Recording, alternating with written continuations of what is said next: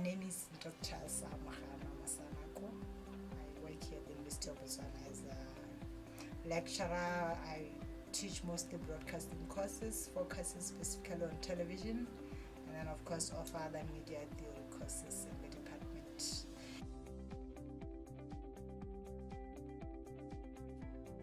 I have worked in the media industry on slightly different levels. First, I was a practitioner working as a broadcast journalist, and then I moved into academia where now I'm teaching. My journey as a broadcast journalist started way back in 1999 when the Botswana government decided to have a national TV, and they were recruiting people with a degree in any field. Thank God by then job opportunities were abundant. So I got selected.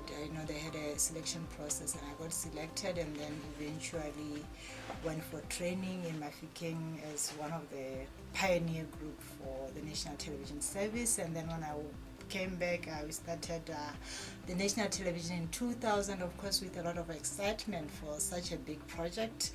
And I worked my way up in the media industry to eventually end up as a news editor, was responsible for news production, and then was eventually feeling like I have stayed a little bit longer, and then decided to try other things. That was when public relations was the in thing, and then I moved to Ministry of Labor and Home Affairs, a public relations officer, and stayed for a short while, realized that's not my kind of thing, and then I decided to take up a job with the University of Botswana as an academic in 2007. Yeah, so since then I've been here teaching mostly.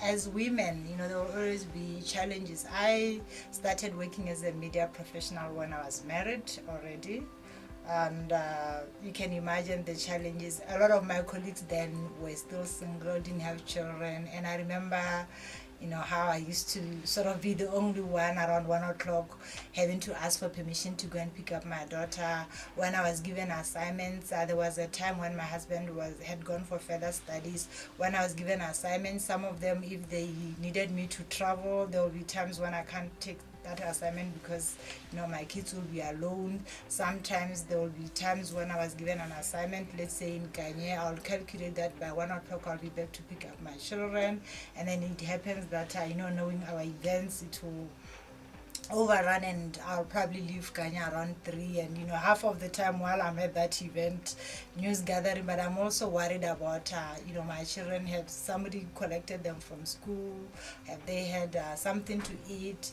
And it's really been challenging. I remember there were times when I was working the shift hours, when now sometimes I was editing the English bulletin and finishing the news after 9:30, and then times when I get home at 10 o'clock for a week or 2 weeks, and my children would have gone to bed, and I'll just come up and check them in the blankets, give them a kiss, and then see them off in the morning. And I wasn't really feeling happy about it deep down, but then I had to continue working because they needed food, I also needed income. So I guess this one is a challenge that all women go through, and I think even now modern men go through that, about worrying about their children and all that. But this didn't really distract me from my career focus. I knew I should be able to balance between my family and work, and I think I tried.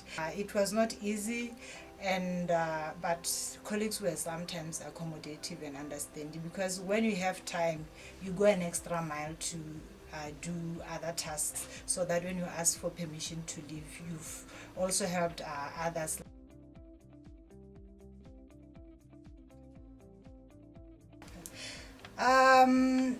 I don't know, because really for us as academics, we tend to rely much on research has been done and it says this and that, but just a cursory look, an observation made on my interaction with the colleagues in the industry. I think generally we are not making much progress. We sort of are just where we were 20 or so years ago, because I think when I started there were very few women in top positions, and that is still the case.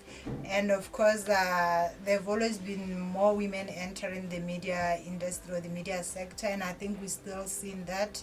And even now, if you were to take that to academia, you still I've seen that a lot of students who are enrolled in our programs are females, but then when they finish and graduate, of course they'll probably get jobs, but then when you go up in terms of the career ladder, you don't know what happens to them.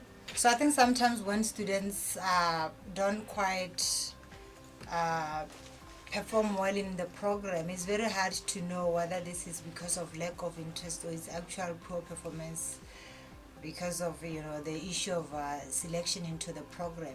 But we still even seeing in the classroom where the tradition that we get to see in the industry is still being reflected in the classroom, where now in terms of production, just like what is happening, if you look into this room, the women will be the interviewers, and then the guys in the group will be the one operating the equipment. And so, sometimes it's only when there are many in the group, it's only them girls that you see them operating the equipment. But every time there's an opportunity for a guy to do the technical part, the ladies. But of course we are gender sensitive, we're always encouraging them to also do the technical bits in production.